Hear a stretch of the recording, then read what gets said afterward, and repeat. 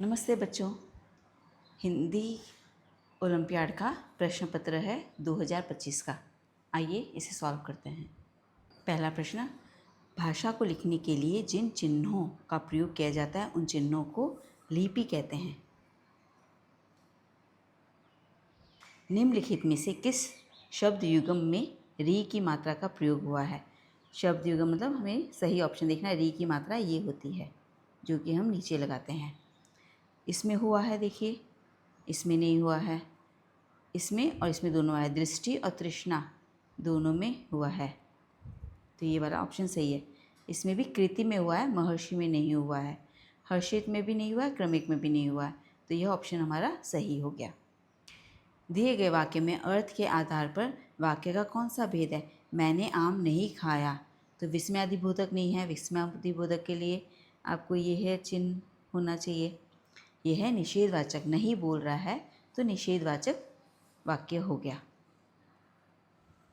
निम्नलिखित शब्दों में से बहुवचन शब्दों के उचित विकल्प का चयन कीजिए। बहु शब्द कौन से हैं बहुवचन? देखिए, अध्यापकगण, अध्यापिकाएं, यह सही है। इसमें बच्चा दिया है तो यहाँ बच्चे होना चाहिए था। यहाँ विद्यार्थी दिया है, यहाँ महिलाएं होना चाहिए था। पुस्तकें सही है, बट तारा की जगह तारे होना चाहिए था, तो हमारा यही ऑप्शन सही है। निम्नलिखित में से कौन सा सपूत शब्द का विलोम है? सपूत का विलोम है कपूत।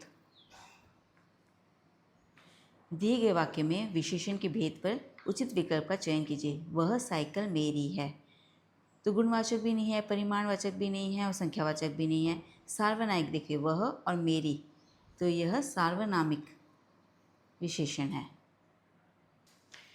दिए गए वाक्य के रेखांकित शब्दों में पुरुषवाचक सर्वनाम के भेदों के उचित विकल्प का चयन कीजिए। तुमने कल मुझे किताब देने का वादा किया था। तुमने हम सेकंड पर्सन के लिए बात बोल रहे हैं, मुझे तो फर्स्ट पर्सन, मेरे लिए फर्स्ट पर्सन के लिए बात कर रहे हैं।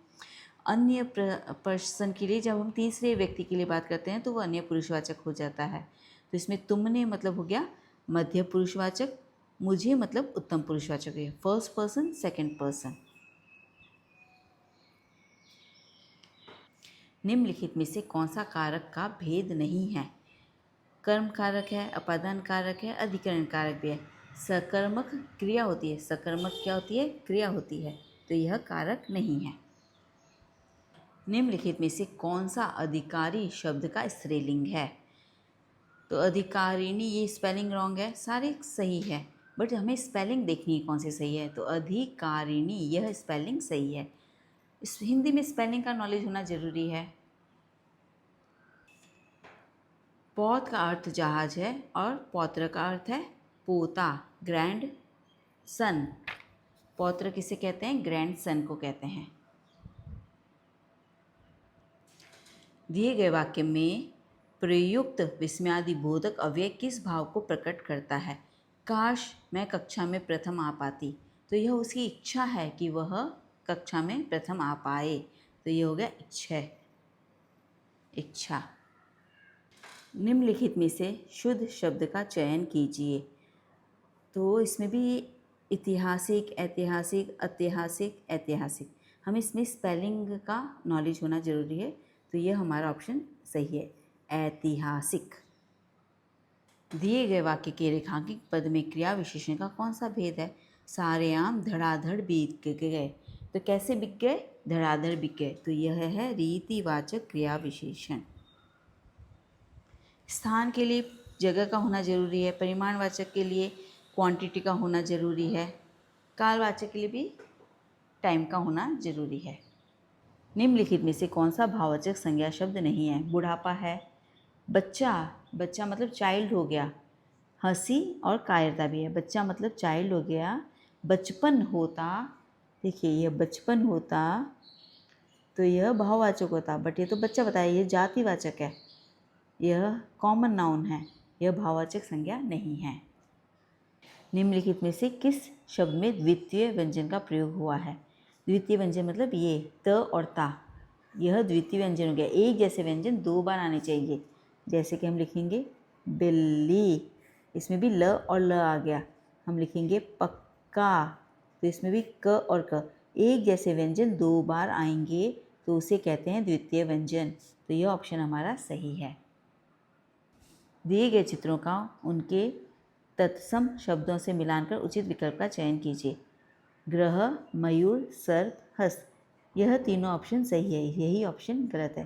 ग्रह को ऐसे लिखा जाता है, यह हो गया प्लैनेट, तो हमारा यह ऑप्शन अनुचित है। अनुचित मतलब गलत है। 8 को हिंदी अंक में कैसे लिखा जाता है? देखिए 8 को ऐसे लिखते हैं। मिलान के लिए अनुचित विकल्प का चयन कीजिए। जुलाई 31 सही है, अगस्त होता है 31, सितंबर और अक्टूबर सही है, तो यह ऑप्शन हमारा अनुचित विकल्प हो गया। अगस्त में 31 डेज होते हैं। दिए गए शब्दों को शब्दकोश के अनुसार क्रम में लगाकर उचित विकल्प का चयन कीजिए। देखिए क्या है, पहले तो सबसे पहले अ आएगा, क्योंकि शब्दकोश डिक्शनरी में स्वर पहले आते हैं, तो पहले अ आएगा। तो हमें ये दो ऑप्शन में से देखना है, ये दो ऑप्शन तो हमारे गलत हो गए, तो अभी हम ये लिखेंगे इसके लिए त, थ, द, ध, न, ये हमारी लाइन है, तो द, ध, न आना चाहिए, तो द, ध, न, तो ये ऑप्शन हमारा सही हो गया। दिए गए चित्र में दिखाया गया प्रसिद्ध व्यंजन क्या है? यह डोसा है। बच्चों पेज को सब्सक्राइब कर लीजिए, और इसमें 50 प्रश्न हैं, तो आज हम 20 प्रश्न कर लेते हैं, कल और हम 20 प्रश्न कर लेंगे, क्योंकि इसमें अपठित गद्यांश भी है। ये एग्ज़ाम नवंबर में होने वाली है, काफ़ी समय है, आप अच्छे से प्रिपेयर कर सकते हो। यह बुक का लिंक मैंने अटैच कर दिया है, केवल 100 रुपये की बुक है। प्रैक्टिस के लिए ही आप एग्ज़ाम दे दीजिए। 4 ऑप्शन आते हैं, आपको एग्ज़ाम कैसे लिखना है उसका नॉलेज हो जाएगा। यह क्वेश्चन पेपर ख़त्म होने के बाद हम अपठित गद्यांश लेंगे। धन्यवाद।